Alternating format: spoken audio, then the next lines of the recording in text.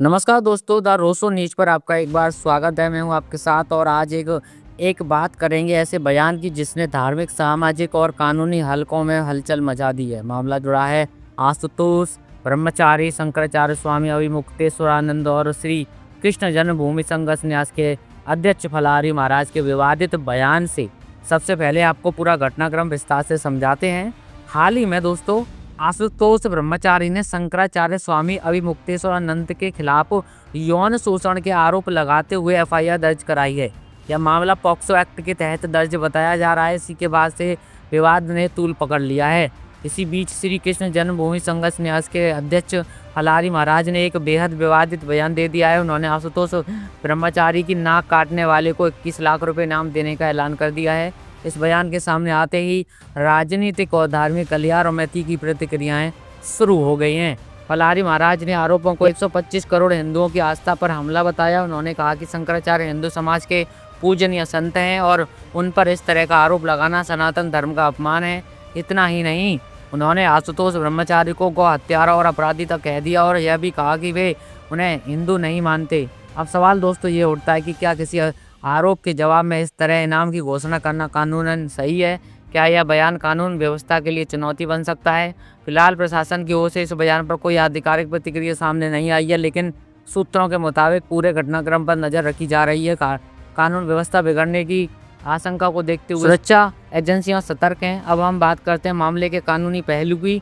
शंकराचार्य स्वामी अविमुक्तेश्वरानंद और उनके शिष्य मुकुंदानंद के खिलाफ पॉक्सो एक्ट के तहत मामला दर्ज है। गिरफ्तारी की आशंका को देखते हुए दोनों ने हाई कोर्ट में अग्रिम जमानत याचिका दाखिल की है। उन्होंने अदालत से गुहार लगाई है कि जांच पूरी होने तक उनकी गिरफ्तारी पर रोक लगाई जाए। दूसरी ओर वादी आशुतोष ब्रह्मचारी ने साफ कर दिया है कि वे अग्रिम जमानत याचिका का कड़ा विरोध करेंगे। उनका कहना है कि वे किसी भी कीमत पर जमानत नहीं लेने देंगे और पूरी कानूनी लड़ाई लड़ेंगे। इस पूरे विवाद के बीच एक और मुद्दा सामने आ गया है दोस्तों। सोशल मीडिया पर वायरल तस्वीरें assistant police commissioner Prayagraj Ajay Pal Sharma के साथ आशुतोष ब्रह्मचारी की कथित तस्वीरें वायरल हो रही हैं। इस पर आशुतोष का कहना है कि ये तस्वीरें एआई यानी आर्टिफिशियल इंटेलिजेंस से जनरेट की गई हैं और फर्जी हैं। उन्होंने आरोप लगाया कि पिछली सरकार के कार्यकाल में उनके खिलाफ कार्रवाई की गई थी और अब उन्हें बदनाम करने की कोशिश की जा रही है। यानी एक तरफ यौन शोषण का आरोप और दूसरी तरफ धार्मिक भावनाओं का मुद्दा और तीसरी तरफ सोशल मीडिया पर एआई से जुड़ी फर्जी तस्वीरों का दावा। मामला कई परतों में उलझता जा रहा है दोस्तों। अब सबसे अहम सवाल यह है कि इस विवाद का असर क्या होगा। धार्मिक संगठनों में बयान के बाद हलचल तेज है। कुछ लोग इसे आस्था की रक्षा बता रहे हैं तो कुछ लोग इसे कानून के खिलाफ खुली चुनौती मान रहे हैं। कानूनी विशेषज्ञों का मानना है कि किसी व्यक्ति के खिलाफ हिंसा के लिए इनाम घोषित करना खुद में आपराधिक मामला बन सकता है। हालांकि अभी तक पुलिस या प्रशासन की ओर से फलारी महाराज के बयान पर कोई एफआईआर या आधिकारिक कार्रवाई की पुष्टि नहीं हुई है, लेकिन अगर शिकायत दर्ज होती है तो मामला और गंभीर हो सकता है।